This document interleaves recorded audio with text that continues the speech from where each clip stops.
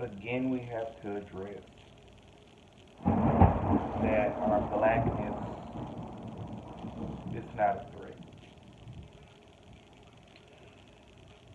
I was gonna shoot this video yesterday, but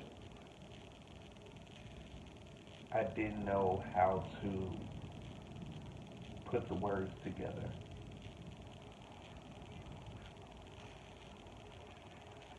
By now, I'm pretty sure you've seen the news of the man that was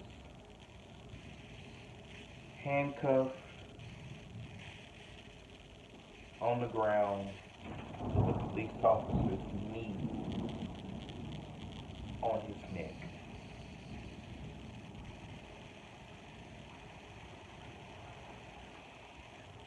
It saddens me that someone who had the police called on them using a counterfeit 20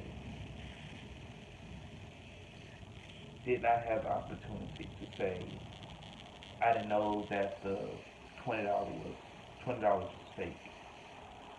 He didn't get an opportunity to go to court and plead his case. Instead, from the videos that I've seen so far, no resisting arrest, again was handcuffed. At some point, he was thrown to the ground, and for an extended period of time, had a knee placed into his neck. As he cried out that he could not breathe, cried out for his mother, and cried that he was going to die.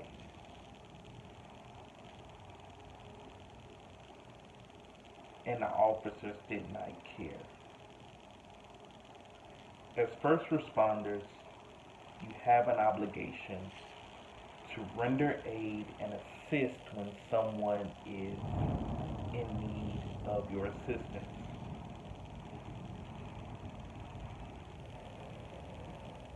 These officers did not do that.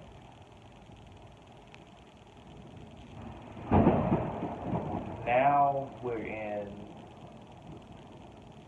a season of unrest because while these officers have been fired, that's a good first step. But we need these officers to be arrested and charged with murder.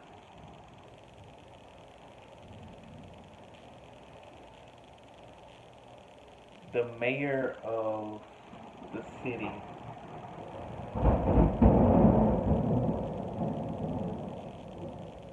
said that being black should not be a death sentence. And it stuck with me because the mayor is a Caucasian male.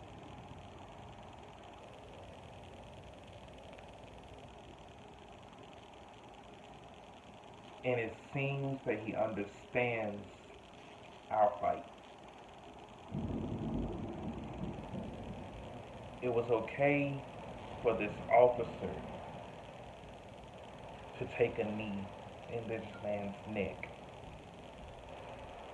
but it wasn't okay for Colin Kaepernick to take a knee against these same injustices.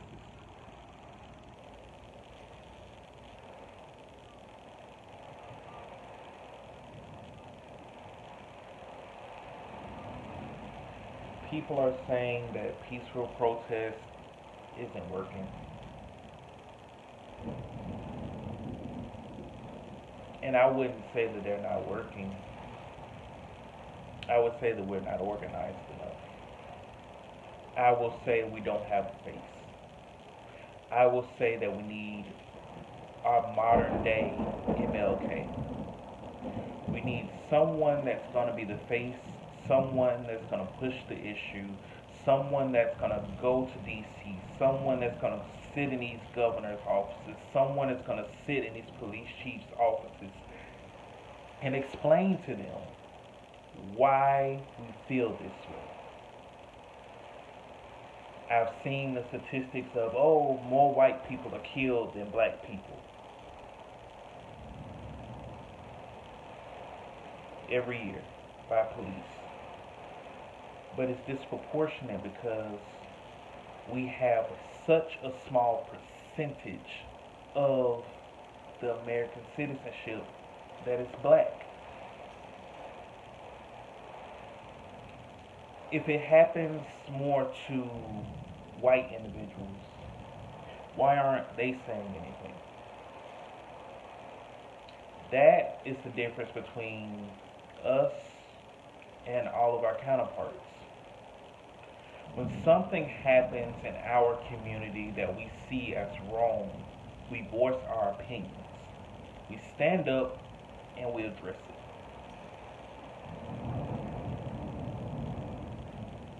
But we're told to sit down, shut up, and enjoy what we have when we stand up and address it.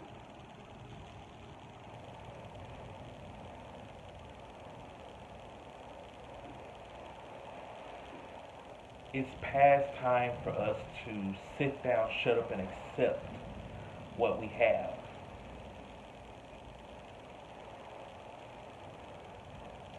I read an article earlier today that said the reason why they had MLK killed was not because of his ideas.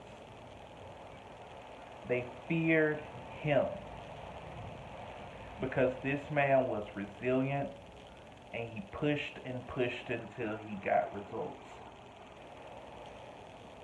They knew that the things that he was asking for was going to have to happen.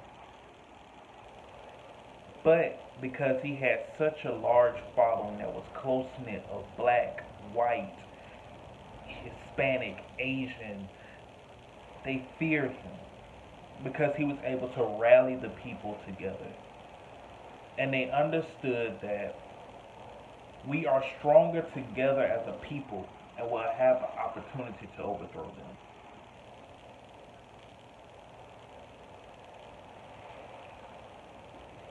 Someone asked me, what can we do? What else can we do? One of the biggest things we can do is vote. Another big thing we can do is we need more of us to want to be in power, in positions of power. We say we want change, but the way I was raised, you become the change that you want to see. And right now, in today's climate, the only way to be the change that we want to see is to get into leadership positions and force the change because we are the ones making the rules. I'm not for the looting that's happening right now in Minnesota. I'm not for the violence.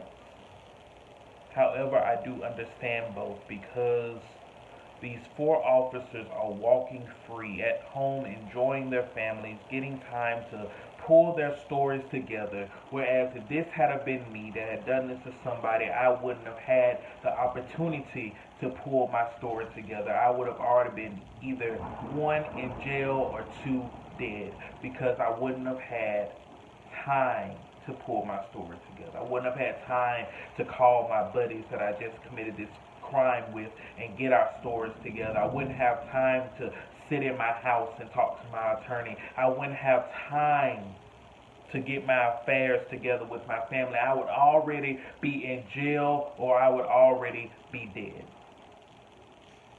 That is the reality of the America that we live in.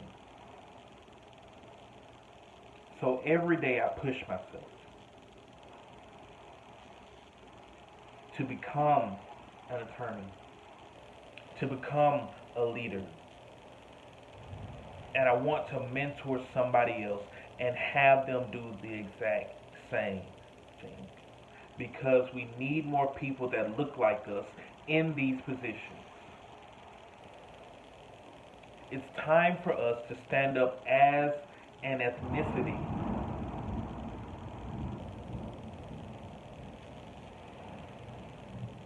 and obtain true power. We've done it before. Black Wall Street. We've done it before. The Civil Rights Movement. We've done it before. The slaves that overthrew their slave masters. We've done it before. We can tell them to stop killing us, but they're not listening. We can tell them that our lives matter, but they're not listening. They will only listen when we start taking over. And the crazy part is, the statistics show that soon there will be a shift between the minority and the majority. The majority will soon become a minority, and honestly, I believe that frightens the majority. We're tired. I'm tired. I shouldn't have to fear for my life by doing a daily task that anybody else would do. I'm tired. I shouldn't have to worry about how I'm going to explain to my son and my daughter one day how they have to conduct themselves differently because somebody's going to see their blackness as a threat. I don't understand how I have to explain to them that even though you comply, you still might die. I don't understand how I'm supposed to do that. It makes me not want to have children.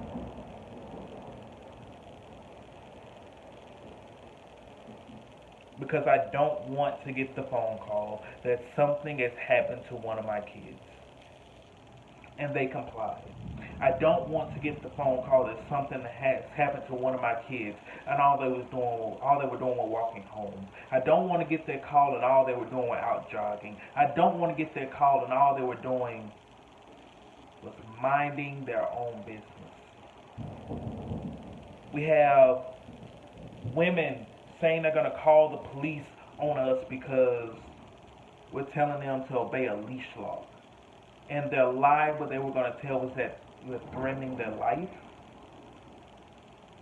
But yet there's no punishment for wasting the police officer's time and making a false report in many cases. Yes, she lost her job, but she wasted their time and she filed a false police report by making the phone call.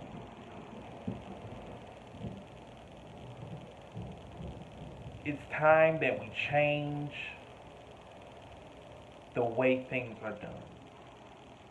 It's time that we hand out punishments for things that can lead to somebody else dying because we don't know what kind of police officer we're going to get on that day.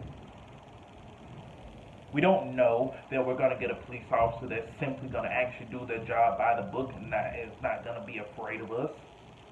But we also don't know that we might get that one police officer that's trigger happy, that's looking for an opportunity to kill one of us. We can say, yes, there are good police officers. We know that. We're tired of hearing it. It's time that we do something about the few that aren't.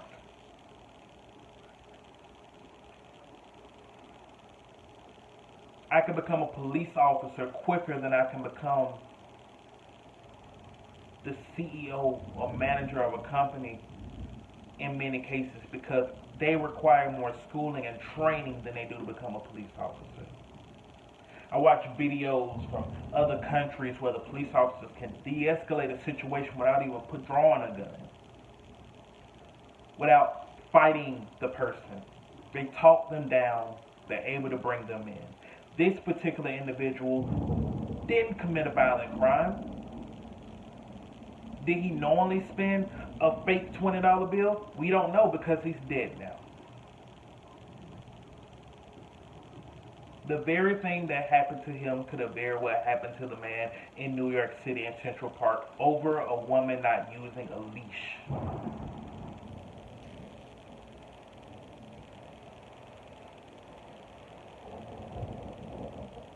We're done asking you to stop killing us. We're telling you, stop killing us.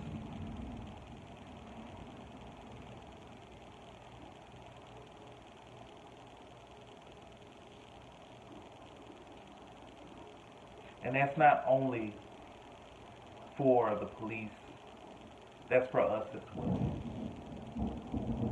We have to stop killing us. Is it going to change their view of us? No. But it would definitely ensure that more of us are around to let our voices be heard because we're still breathing. It would definitely ensure that more of us are around to be able to teach our young men and young women how to conduct themselves. It'll definitely ensure that we'll have more mentors that look like us. It'll definitely ensure that.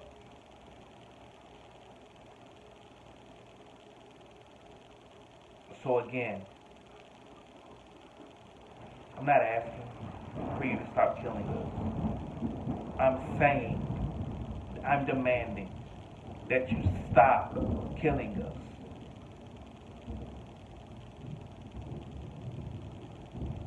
And allow us to work just as hard, in many cases harder, to get half of what you have. And in many cases, just about kill ourselves working so hard to get what you have. It's time out. We need you to stop.